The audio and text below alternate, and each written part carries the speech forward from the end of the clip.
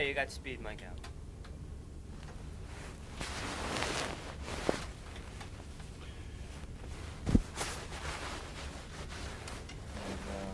Careful with the microphone. Okay, I didn't touch it. Okay, my name is Joni-Sue Blinderman. I'm here with Mr. Arthur Rubin on April 1st, 1993, at the Museum of Jewish Heritage as part of the Video History Project of Holocaust Survivors. This is tape 1. Mr. Rubin, if you would introduce yourself and then begin by telling us about your hometown and your family. My name is Arthur Rubin. My Hebrew name is Yitzchak Asher. I was born in Hungary in 1928. I lived home with my mother, father, older sister, and 5 younger brothers. I come from a town that was primarily a farming town. It was situated on the southeastern part of Hungary, had a population of about 12,000 people, and about 120 Jewish families, about 500 people. It was a farming town. And what was the name of the town? The name of the town was Derechke. There was no industry whatsoever in our town. Small farmers, Jewish people, there were some farmers, but primarily they were small business people, grocery stores, clothing stores, tailors, shoemakers, and so on. We had, the town had we had our temple, our shul. We had a very beautiful shul. We had a rabbi. We had a shochad, slaughterer. We had a shamas. We had a Hebrew school. We had a secular school, all run separately for Jewish people. And we had, at one time, we had a yeshiva in our town for older people, old teenagers, up to from 14, 15 to 20. And I lived there. I recall my earliest recollection of my town was when I must have been around 4 or perhaps 5 years old, when I remember the first day I was told to go to school. I remember, for some reason, certain things you don't remember. I remember my mother taking me and telling my older brother, whose name was Erne Pinchas, to hold my hand and make sure that he holds my hands until I get to the school and not let go of me. For some reason, this stays in my mind. And that must have been around 1933 or 1934. I may as well mention the members of my family. My father's name was Lajos, or Eliezer Rubin. He was born in 1900, turn of the century. My mother's name was Malvin, or Esther Malka. She was born in 1902. And my only sister, who was the oldest, her name was Alice, or Brana in Hebrew. She was born in 1925. And my older brother, Erne, or Pinchas Yosef, was born in 1927. I was the third in the family. I was born in 1928. My brother next to me was Tibor Yaakov Machel. He was born in 1930. The next brother was Miklos, or Menachem Moshe. He was born in 1931. Now I may be off here or so, but I have it on file. And my next brother was Shandor. His Hebrew name was Yisroel Shlomo, and he was born in 1933.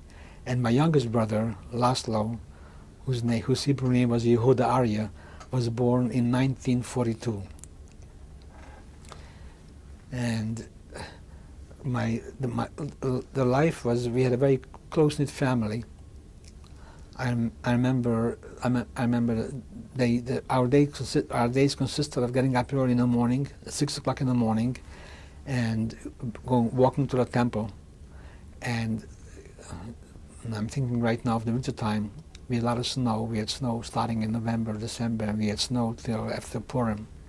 till March or so, and walking to the temple, and we studied until it was time to services, until daylight, which was about 7:15, 7:30, and as soon as we were old enough to walk to the temple, we did it.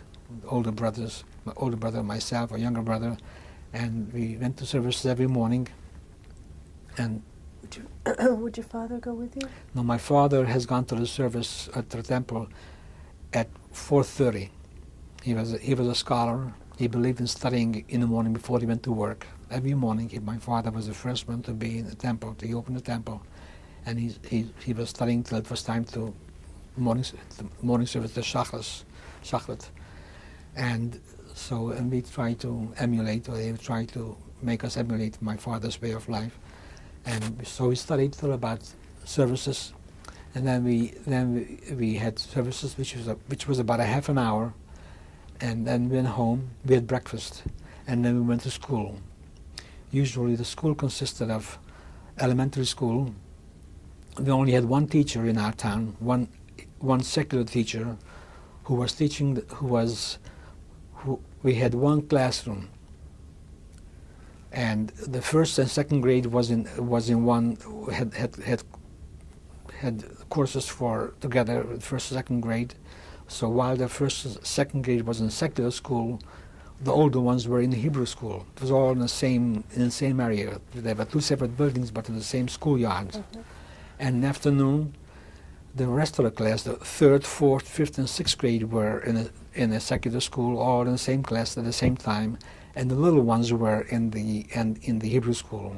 And he used to change off. One day he went for secular schools in the morning, and next day he went to the secular school in the afternoon. So it was more or less divided, although we spent much more time in the Hebrew school. But we only had one teacher for both classes.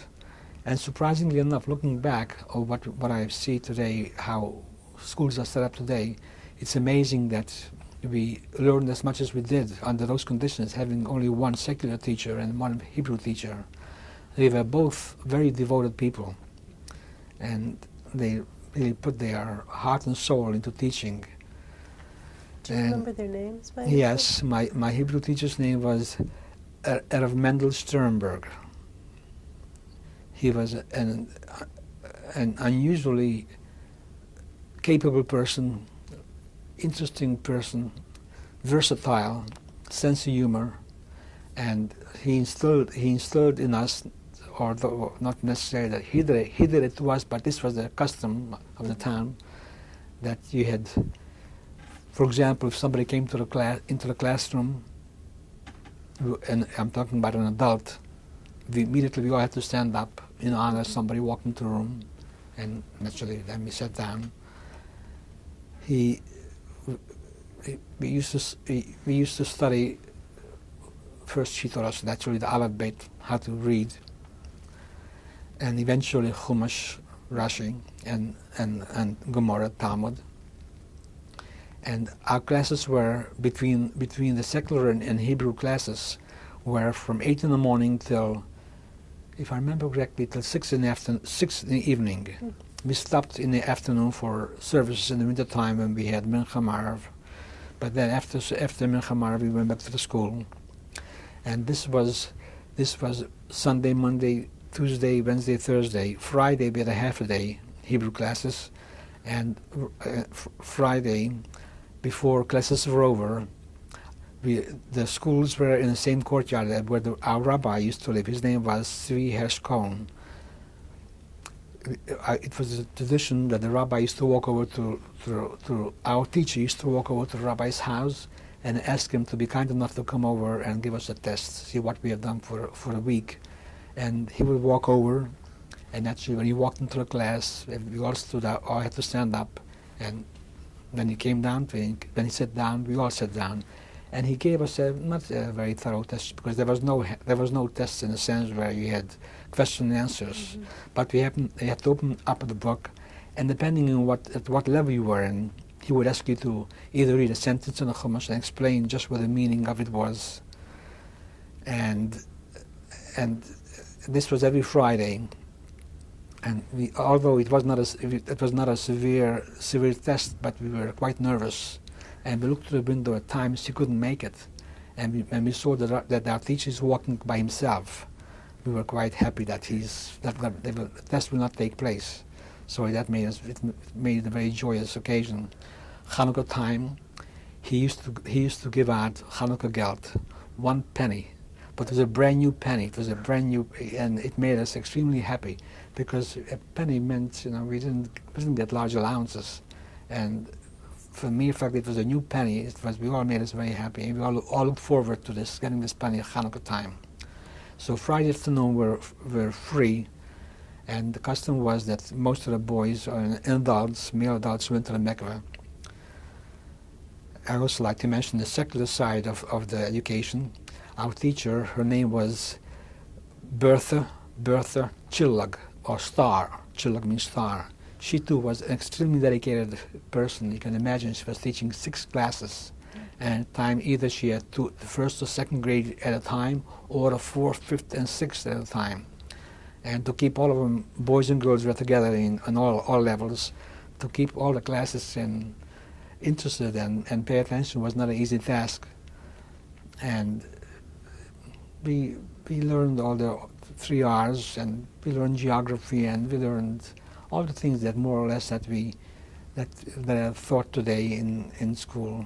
I remember we used to have, there were the test that consisted of, and at the end of the year in June, the entire 6th grade, we used to have a tent outside, a canvas tent, and we were all the chairs were taken out, and we sat in the tent in these seats, and all the parents used to come to this test that took place. It was more like a formal end of the year celebrity. It wasn't a question. It wasn't really a test. However, they used to ask us questions, and I remember that we all tried to put our best foot forward, so to speak. And I remember my teacher used to ask me in geography, for example, what year was the United States discovered? That was my question. A couple of times before this examination, so when the examination came and all the parents were there, we shouldn't make a mistake. And I remember I was so glad that question was asked over and over again, because I remember it was 1942, I remember it was Columbus. But it was very joyous. We put on our best clothes, our Shabbat clothes, and it was June. It was warm already, but we sat in our classes and we were all perspired and warm. The campus was hot in the sun, and the parents were sitting behind, facing us, and it was a very joyous. It was a community type of thing, and so the secular school was over in June. It started in September before Jewish holidays, or perhaps end of August. So it didn't mean that school was over for us. All it meant was that after June, now we were Hebrew all day long. So in other words, now since we had no secular studies from June till September, so now we had Hebrew studies from morning and at night. There was no vacation time. There was no vacation time. As a matter of fact, even Saturdays after lunch, we had to go back to school. And some parents, my father was one of them, he used to come to the school before he went to Mincha services and come in and see what we have done throughout the week. And again, when we saw our father walk by, he was walking to the temple, and this was on the way to the temple where our school was. If he was walking to the temple and he didn't make a detour to our school, it made us very happy that he's not going to come to the class. But most often he came to the class and told us to open our book, and depending on which child it was, read what you have studied, and if he didn't give a reasonable answer, which he felt should be something that we should know if he paid attention to our work, he was a little upset. But he didn't. There was pressure, but internal pressure. He didn't scream or yell and even our teacher was a little concerned that our father should be satisfied that he was doing his job throughout the week. And I went to the school from the age of 5 till, I would say, till about 12 or so. Were in the Hebrew classes, I mean, were boys and girls together as they No, were in the secular? Unfortunately, there was no education. There was no schooling for the girls. They did not, for the secular school, which was together. Right. For Hebrew, there was no Hebrew education for the girls. Okay. Whatever the girls have learned, they have learned at home from their parents. And I'm trying to recall how my sister learned to read Hebrew. Must have, I think, if I'm not mistaken, there was 1 or 2 hours of Hebrew education just to be able to read Hebrew. But there was no further. It was not on the level, but certainly like it was for the boys. At best they have learned how to read Hebrew. Okay. That's all there, and the rest of the education they learned at home, because they lived it. They lived all the holidays, all the Shabbat, Fridays was looking back now. At that time, as a youngster, I didn't appreciate it because I thought this is how life is all over the world, or this is how things are. But I remember how warm the Friday night, the Shabbats were. We were all, first of all, we all went to, like I said before, I went to the mikveh.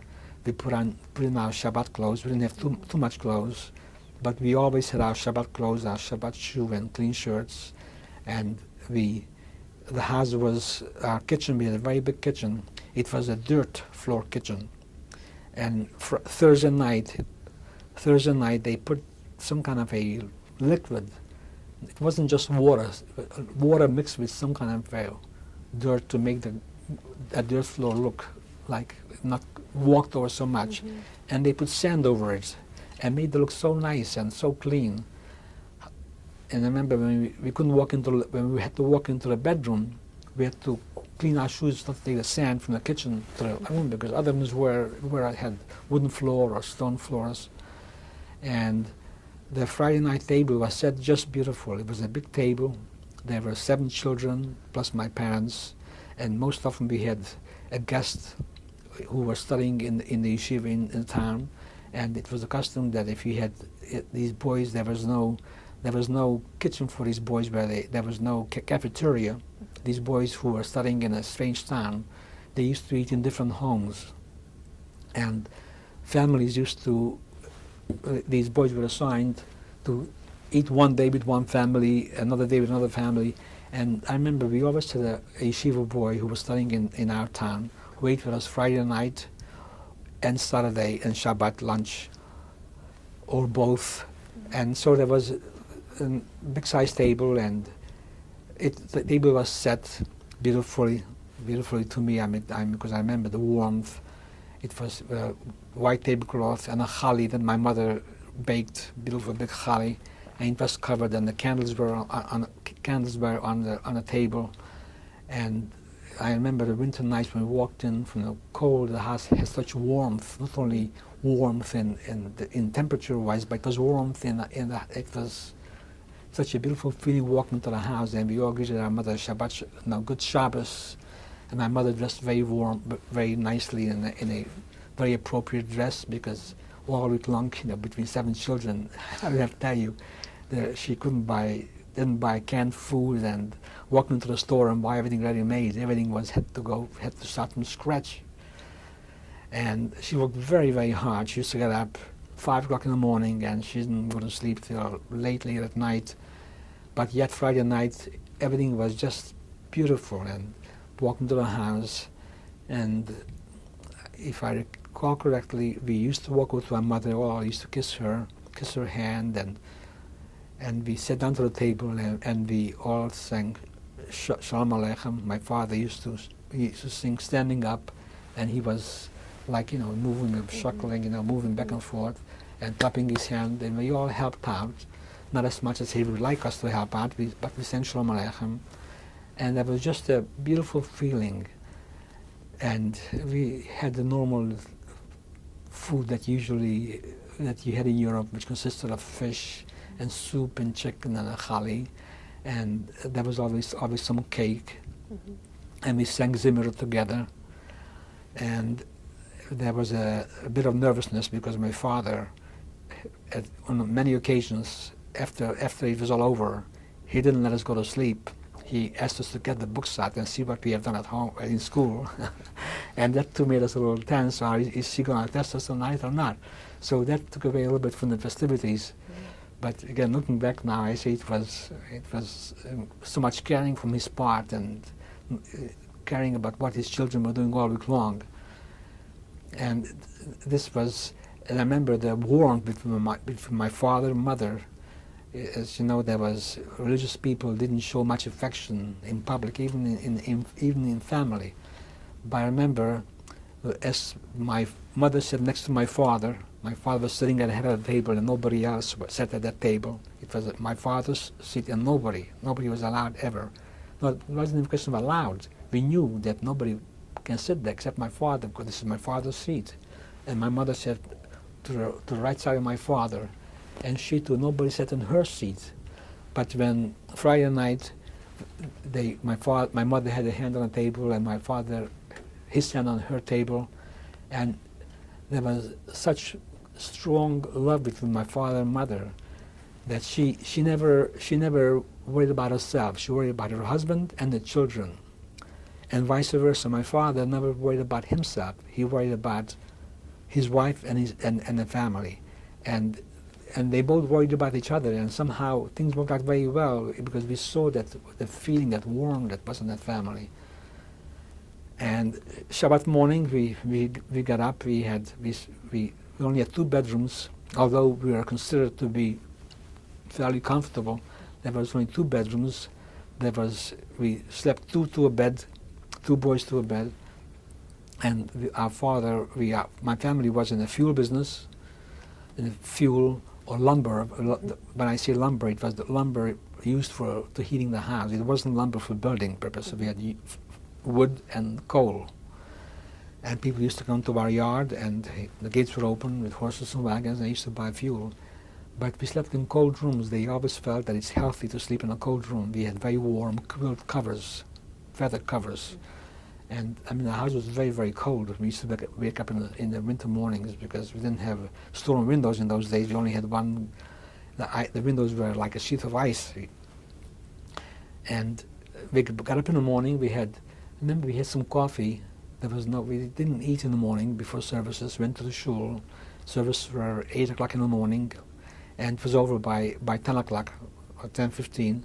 And we came home at 10:15, 10:30, and we had lunch. Again, the same thing. We had a chali for Shabbat, and we had fish and eggs with onion. It was called zwiebel mit Eier. And in the winter time we had cholent. In the summertime we had fruit soup to match to fit the occasion of the season. And we had the usual customary food that found in Jewish homes. And again, the meal was very festive. We sang the Zemirot, and we spoke among each other Hungarian, but my mother and father, they spoke more Yiddish, and my father was always said, at least on a Shabbat, try to speak Yiddish, so at least you're going to know the language. And this was a constant reminder every Shabbat. And later I found out that he was right, because it was very useful in years to come to speak a little Yiddish. And Shabbat after lunch, my parents went to sleep because they both worked very, very hard all week long. We used to play. Friends used to come over to our house because we had a big backyard. We had horses and wagons. We had a big front yard and a backyard, and we used to play silly little games, hide and seek or whatever. We had no toys. I don't ever remember having a toy, me or any of my brothers, because there was no such thing as toys, and we never missed a toy. I never felt that I lacked anything because I didn't have those toys, because there were other things this is how things were. And we were never bored, so to speak.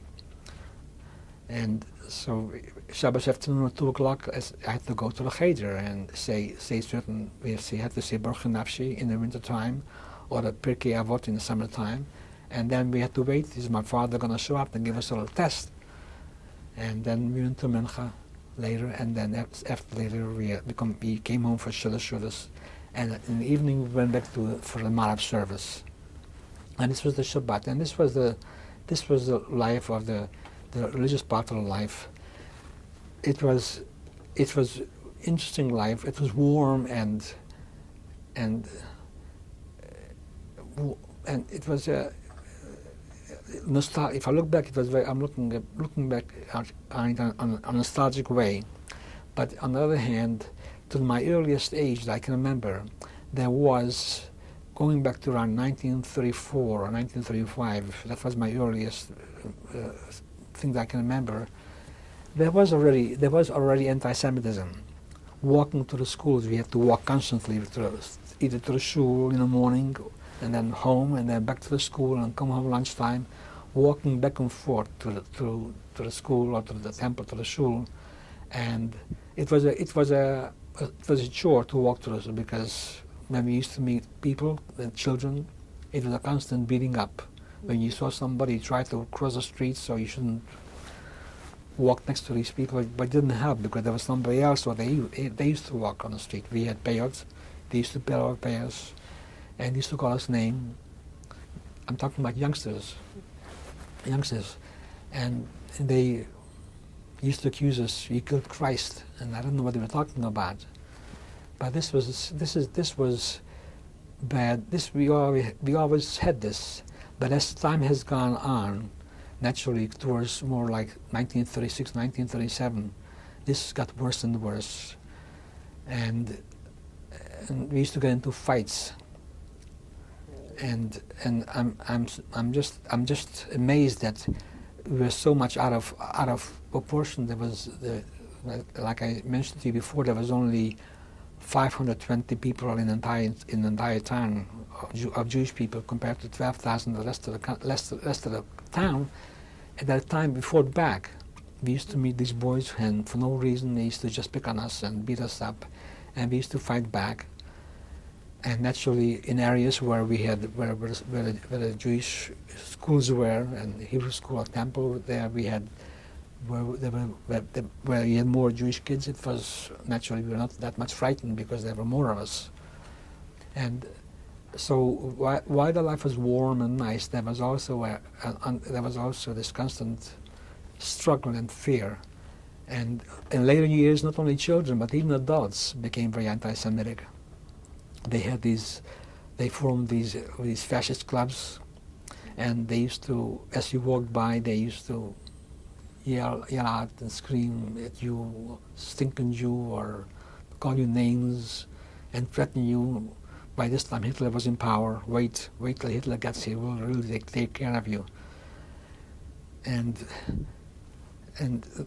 life in time they started to pass laws that Jewish people cannot do certain things. For example, when did this take place? Well, this was more like probably 1939 or 1940. Mm-hmm. My father had this lumber business, and in order to have any type of a business in Hungary, at least, you had to have a license. You just couldn't open up a store or whatever. You had to have a license for everything. And naturally he had a license to have a lumber store. And they passed a law. My uncle, who lived in the same town, he was in the grain business. In the grain? Grain, yes. Mm-hmm. And they passed a law first that Jews cannot be in the grain business. So he couldn't be, he had to close his business. And a little later they passed a law that Jews cannot be in a lumber business. And I remember I was coming home from school, certain things you remember so well. I was coming home from school, and I was walking home, and this policeman, one of the policemen from our town that I used to see constantly walking back and forth, was yelling to one of his friends, happily, that he just heard the news that lawyer Rubin, that was my father, mm-hmm. lost the license to keep his business open, to have the lumber business.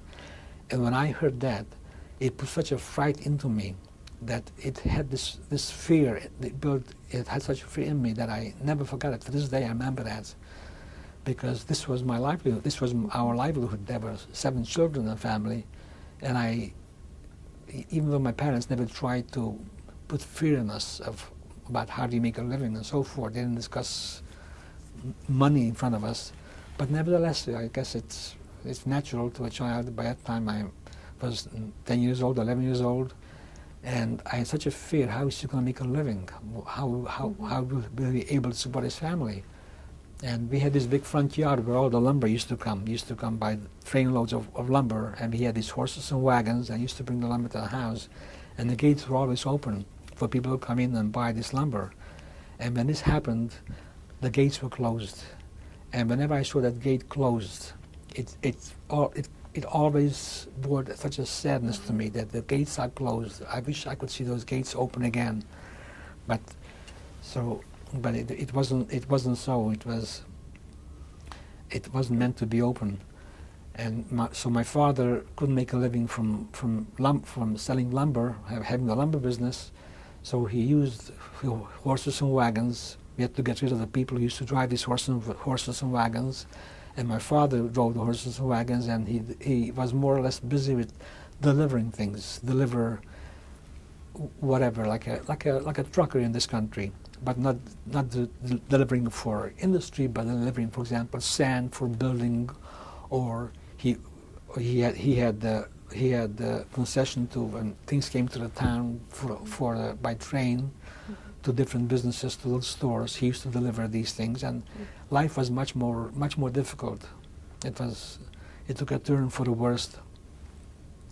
And do you remember noticing that the quality of your life as a child became more difficult in terms of food, or just a feeling that there wasn't as much? I mean, that there was a different economic feeling in the household. Do you remember realizing yes. that? The life was more difficult. There was for Passover. Each Passover, we used to get new shoes. You couldn't buy into a shoe. There was no shoe stores to buy shoes, but a shoemaker used to come to the house before 4 or 5 months before Passover. He used to take your measurements and used to give you always got new shoes for Passover. But as time has gone on and things difficult, the economic conditions got worse. It didn't happen. We used to wear our shoes longer, and we used to wear, if we didn't fit, then use our older brothers. We passed the shoes on to the youngsters, and we, instead of getting a new suit for Passover or for a Jewish holiday, we took an older brother's suit. And what they used to do is take the suit, and they used to take it apart and turn inside out. They used to wear the outside. They cut the bigger size suit into a smaller size, and in reverse, in other words, the inside of the suit became the outside. And it was just a general tightening of the economic situation. Furthermore, they passed laws that they couldn't slaughter animals, and the law was supposedly passed for the purpose of for humane reason, that you had to what is that? When you had to hit for example, take a cow, for example, you had to hit the cow in its head to deaden its nerves. I don't know what the term is used. It's much discussed even today that the animal should not feel the pain of the slaughtering, and in Jewish religion, the animal has to be completely healthy. And once you hit you deaden the nerves of the cow, it's considered the animal is not fully in its health. So we couldn't use any. There was no more beef or anything of the sort. For meat, all we had was chickens. But chicken was a different situation. And I remember quite well that even that was difficult, because, for example, when my mother, let's say we had chicken, I don't know how often, maybe once or twice a week, and my mother served chicken to the family, and I remember she always served my father first and then to her children, and when it came to herself, all she had was the leg. I don't mean the dark meat of the leg, or I mean the actual leg at the bottom of which was just a leg, which only was bone, was skin and bone. That's all she left for herself. And naturally, as soon as my father saw that, so he took the legs for himself, and whatever was in his plate gave it to my mother. And they used to always argue, "I'm not hungry," and so it was but they didn't talk about it. They didn't want to instill this concern or fear, but you couldn't help it that you pick it up, and you. Although I probably didn't pick up the enormity of the situation, and even the taxing system was not like here, that if you you pay taxes according to your profits. They just assigned a certain amount of tax to a family, and the tax, we had to pay heavy taxes. The taxes that Jews paid were quite heavy. I mean, it was enormous to what they earned. I remember, of course, this was later. I remember when my father was already taken away later to a labor camp, and he was no longer home, and we tried to drive the horses and wagons and deliver whatever we could, pick up some business, and we couldn't pay our taxes.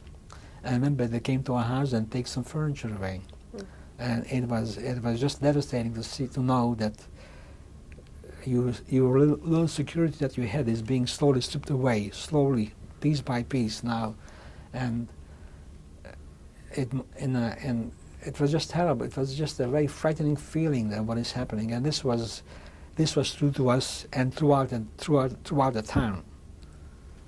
I have to mention to you that people, and of course Hungary was part of the Axis. Hungary was part of Germany and Italy and some other countries who were part of Axis, and Jews starting around 1938 or 1939 were no longer drafted in the army, although most people were drafted from the age of 19, 20 to, depending on the age or depending on the year, what the situation was, to 30, 32. They were not drafted in the army for the reason that they felt that Jews are not to be trusted, because the Jews don't want Germany to win the war.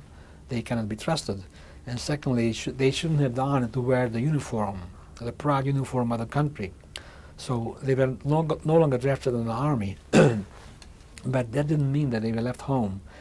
They were drafted into a labor force, and instead of wearing a uniform, all that these people were wearing is an army cap and a yellow band on the arm, and instead of giving a rifle, which was made you proud, you're wearing a rifle, they were given a shovel or a pick, and they performed. They were either working with the army, working in front of the army. They used to dig the foxholes or do any kind of work that the army needed, but not, but kept separately, or walk behind the army, and in groups, with the pick and shovel on your shoulder, or the army yellow band. There were no Jewish stars in those days yet, and these constant call-ups. Very often these call-ups, the police, when they came with a call-up for the service, they came straight to the temple. They knew that it's a Saturday or it's a holiday, the Jews are in the temple.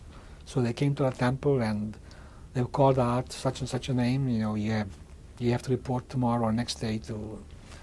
So this was a constant irritation, When did that begin? Do you recall? Well, this began where the Jews were no longer in the army, but in this army camp. I would say around 1939 or 1938. They were in a labor camp, and we even us, we used to be at the age of 12. At the age of 12, there was military training from the age of 12 to the time that you were supposed to go in the army, and once a week we had to go for training. And it was like a youth movement, not like not like a Hitler youth movement, but it's a youth movement for paramilitary training. And I remember when I was 12, I had to go once a week in the afternoon to report to a certain place, and we used to march to an outside field, and they used to teach us how to parade, how to march, how to make a bad face, and we didn't have any rifles, but we had certain make-believe wooden sticks, whatever, and pretend that this is a rifle and how to use it, and just military discipline. Were Jews and non-Jewish No, boys together? at the beginning it was together, and it was miserable, because this by now I was 12 years old, so it must have been around 1940, and we were beaten up miserably. We used to pick on us, and really it was beat us up, and the people who were in charge have seen it. They haven't made an effort not to allow it. But we used to walk back and forth, and used to pray there back and forth. And I remember it was so miserable that that at times I didn't want to go. It was just, I took a chance of not going to this training. And I remember I missed about a couple of these training periods that I was supposed to attend. And I didn't go. And then one day the police is in the house. Police comes up, the gendarme, with these feathers in their heads. And they came to arrest me because I didn't go to his military training. And they have taken me to a local lockup, local jail. Myself and some other kids who were my same age, because we didn't attend these training periods and these afternoons. And what we did was clean the floor. The officers were, this was in the jail was in a courthouse, or the courthouse where the mayor's office was, and all the officials of the town. And we used to clean the floors, and kept in the jail in a lower part. There's only a little window where we could look through. And remember, among other things, there was no the heating system throughout the town. It was done through a stove with wood or coal, and we were told to chop wood into little sections to put into the stove. And I remember one of my friends who was locked up with me chopped this wood end, and one of the pieces of wood hit my lip. It didn't mean much. My tooth was bleeding, and didn't mean much. The only reason I bring this out is that many years later, when I was in the American Army, 10, 15 years later, they found out that my tooth is dead. That this small incident has killed the nerve of this particular tooth. And my daughter, who became a dentist, has replaced this tooth, and she did a very nice job. So at the age of 12, they threw me in jail because he missed. Because he missed this training where it was so miserable. But when they disallowed Jews to be in the army as one unit, when they put them in this separate unit as Jews by themselves, same thing happened to our group. When we had this training, we were no longer part of this training with all the people, with all the Christian people. We were put into separate groups just for Jews, and we had the same thing. We were given, I think we had a cap, but we had to wear a yellow band on our arm, and again we had to walk with a shovel. And all the groups were paraded in advance, and the last group was the Jewish group walking behind, and we're having the shovel on our shoulder, and we had to sing these, and they sang these songs. Real anti-Semitic songs, and we had to sing, as you were parading, you had to sing, sing as you were marching, and they sang these songs that, meaning that it was just abusive songs that we're going to kill you at, the rabbi, the chief rabbi, is walking ahead, and this walking is behind them. We'll get you, we'll kill you, and we had to sing this loud. And this was going on till the time we were taken away. So things, and it was a paradox because things were very, very, very difficult, but at the same time you still kept you had your own little isolated, and you lived your normal life. But when you were outside, it's a constant fear. Walking on the street got worse and worse. It was really a question of being very uncomfortable and fearful. I remember, for example, on Purim time, it was customary to send shlachmana to a lot of people, particularly to the poor people. My parents always made sure that when they send shlachmana to the poor people, there was always some money sent along, because you're supposed. And I remember walking with his place to the different homes. We were really concerned because we were beaten up, and for some reason, our parents never taught us to fight back. Of course, we didn't have much of a chance because we were so outnumbered. But although at times I did fight back. I remember coming home from services one morning, and I was making a 90-degree turn. As I made this turn, I'm coming home, I must have been by 13 years old because I had my fiddle in my hand, and I meet this group of boys, and one of them had a bullwhip with him, and he's raising this bullwhip to hit me, and I don't know how I had the courage to grab his hand, and I took the whip out of his hand and I hit him, and I came home with this whip, and it made me so proud that I fought back. And I remember I had this bullwhip in my drawer in my house until the very end, until we were home. So we did fight back, but we weren't trained to fight back. We thought this is only a passing phrase and things will get better. And it was unfortunate. In retrospect, I think it would have been better to, at any risk, to fight back, even if we had no chance to defend ourselves, not to just. But and naturally, on holidays, Easter time, it was not safe to walk outside, because Easter time coming home from the church, it was a time when they used to it was the anti-Semitism, the beating up and the name calling was worse. Christmas time, again, we spent as little time as possible outside. I have to say that although there were a lot of decent people, who were decent and who were not anti-Semitic, a lot of them didn't care, who just were impartial, didn't want to get involved, and there were a lot of them who were more and more anti-Semitic, and it seems to me that looking back that it happened on these holidays, that when coming from the church, they were imbued with more and more hatred. This was because it happened in most holidays, like I said, Christmas, Easter, and so forth. It was worse. So I have to say it was something that they have been told that the Jews didn't accept Christianity or whatever. Jews killed Christ.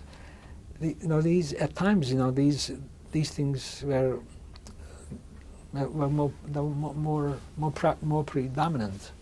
Do you remember in the 34, 35, 36, as you were a very young child, do you remember these kinds of incidents? Not as much. There was always some in time. It was not as bad.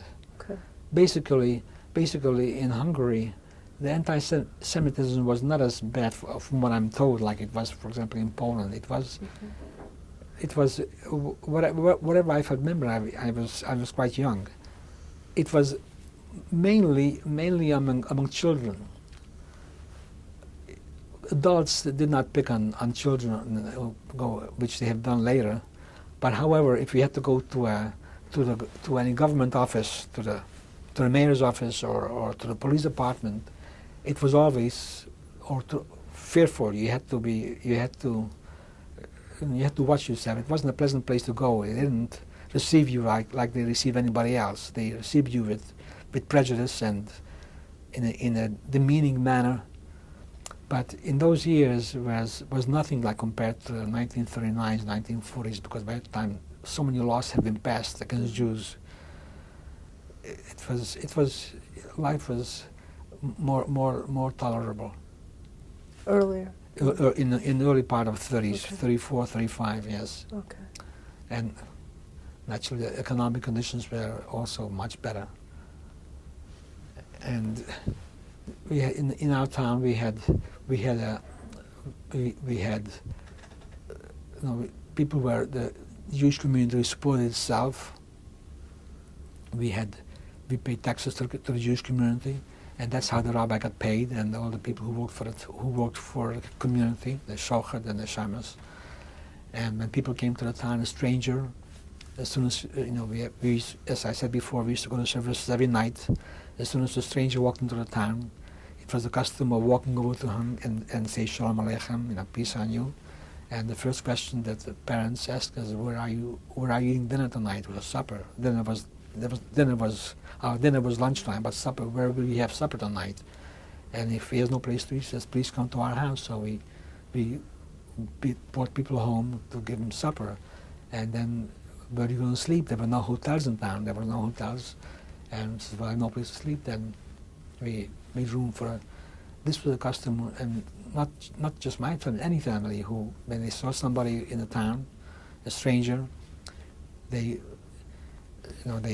they invited him to their house. And in later years, when a stranger came to the town, a Jewish stranger, he had to go to the police and report himself that he came to this town, for what business, for what reason, how long you're going to stay. And at times, if they didn't like the reason that he gave, that he came to the town, they put him in jail. And when we found out that he's in jail, we tried to bring, different families tried to bring him food and tried to get him out of jail, because there was no reason why he was in jail. It was just pure anti-Semitism. And so this is how life was. But in the school, among each other, we had games. We used to play soccer, a lot of soccer in the schoolyard, and we had different games depending on the season of the year. And so, like I said before, it was a paradoxical life. It was miserable on one hand, or bad depending on when. And at the same time, you didn't live. I mean, it wasn't. Life was going on, and what it was from the time I could remember. It was almost like like this is how it's supposed to be. You're a Jew, so therefore you knew that you're not normal. You had to suffer. You heard your parents speak about times before that they had difficult times. So it was not so strange to us to accept that there is anti-Semitism. Or this is how we assume that this is how life is. This is how it has to be. And what it is that, see, that there were no radios. Although radio was already in existence, there were very few people who had radio in the town. We had no radio. We had electricity. We had a telephone in later years, and there was very little communication from our town. We didn't know, other than reading the newspaper, what is happening. And the town became like the center of the whole world. We hardly ever left the town, although we did go on occasion to our grandparents who lived in Czechoslovakia. We hardly ever left town. And our little village, I remember every tree, every house to this day, who lived in what house. I remember every Jewish family and every Gentile family from my house to my surrounding area. And it was only the town only had one street that was a paved street with cobblestones. The other streets were dirt streets with a lot of mud, a lot of snow, and it's amazing. It was a little town, but the scholarship, the Jewish scholarship, how people used to get up in the morning, early in the morning, and go study, and in the evening after services, and having a yeshiva in this small little town. I just looking back, I said, well, how could these people have, under these difficult conditions, how could they were able to carry on with their tradition? Mm-hmm. And there were a lot of them. The community as a whole were Orthodox, but there were people who were not Orthodox, and there was respect among each other. People didn't look down on either. Didn't look down on those who were not Orthodox, or vice versa. They respected each other, and there was not everybody went to temple. There were some who did not. Everybody closed their stores on the Shabbat. There was nothing open. And we had a doctor who was, at one time, he was one of only 2 or 3 doctors in town. And I remember he used to get by. He used to go from place to place on bicycle, because there were cars, but cars were very expensive, and not too many people had cars in those days. He used to travel. He used to go from patient to patient by bicycle. And he was an extremely dedicated, good person. He used to go from home to home, and if the person couldn't pay for his visit, naturally he didn't charge. And when he left the prescription, and he knew the family had no money to pay for the prescription, he left the money on the table to buy the prescription. Eventually, at a very early age, he was a doctor, he was a physician, he was a dentist. He did everything. He was a specialist. He was an everything doctor, and eventually he caught TB, and he passed away at a very early age, in his early 40s. His name was Dr. Arthur Berger. I still remember his name so well. And it was a communal life, very responsible for each other. poor people were taken care of to the best of our ability. They were given money quietly without anybody knowing who gets the money. People used to collect money, and were used to, at every service, used to go around and ask for some, whatever, cents or whatever, and we never knew who gets the money. It was, people were never embarrassed to know that it goes to this particular person. We usually knew who were the very poor people, but it wasn't done openly. It didn't embarrass these poor people that giving them handouts. But I remember families who used to come to our house in the morning, and my mother, whatever we had a cow, for example, so we had our own milk, we made our own cheese, we made our own butter. My mother used to give to this lady, a very nice lady. She had 5, 6 children, and they were very poor. And I remember when you were poor, it wasn't like today that the government gave you food stamps, or there was any kind of government assistance. If you were poor, and there were no jobs available. It wasn't a question that you were lazy or you didn't want to work. There was nothing available.